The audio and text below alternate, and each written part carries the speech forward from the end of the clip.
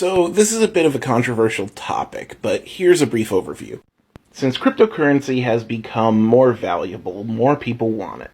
And that means more people want to get it. Now, like I said in my other video, some cryptocurrency is just arbitrarily assigned by company. But most popular cryptocurrencies like Bitcoin and Ethereum can basically be owned by anyone. You just have to do work to get it, and doing work is basically computers doing math equations. And that process itself is kind of complicated, but the short and simple version is the more Bitcoin that exists in the world, the harder it is to get the next one, the more energy you have to put into solving those math equations. And so to mine Bitcoin or mine Ethereum, people set up huge warehouses of computers running top-of-the-line hardware. Did you ever wonder why you can't get that fancy 3090? That's one of the reasons why. And this takes up a ton of energy, like a ton of energy. A single mid-range Bitcoin farming warehouse uses more energy than the entire country of Argentina per day. And that energy has to come from somewhere, which gives us two problems. Number one, we don't really have a grid set up to use renewable energy for this.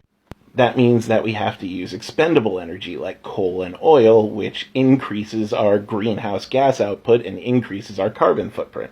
And we're worried about climate change, so more Bitcoin and more Ethereum mining houses means we're doing worse things to the climate.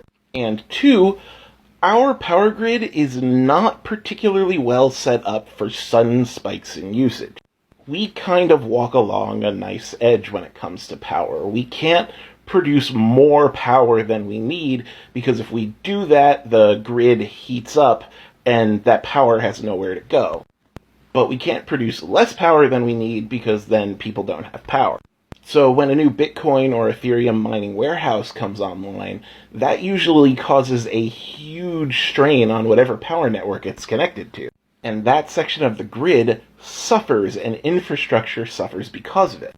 And that's why we end up seeing stuff like power outages and internet outages when new warehouses get set up. And the problem is, at this point, mining cryptocurrency is only really worthwhile at huge scales that consume a lot of power. You can't really casually mine it yourself anymore. You'll rarely make money. In fact, you'll rarely make up the cost of the electricity to mine it. And a lot of people are saying this means you shouldn't mine crypto, but I personally think this means that our power grid fucking sucks. Like, there are scientific applications that would take this much energy, if not more. And not having our world governments invest in a sturdy power grid that can take the advances in technology is basically just a recipe for disaster.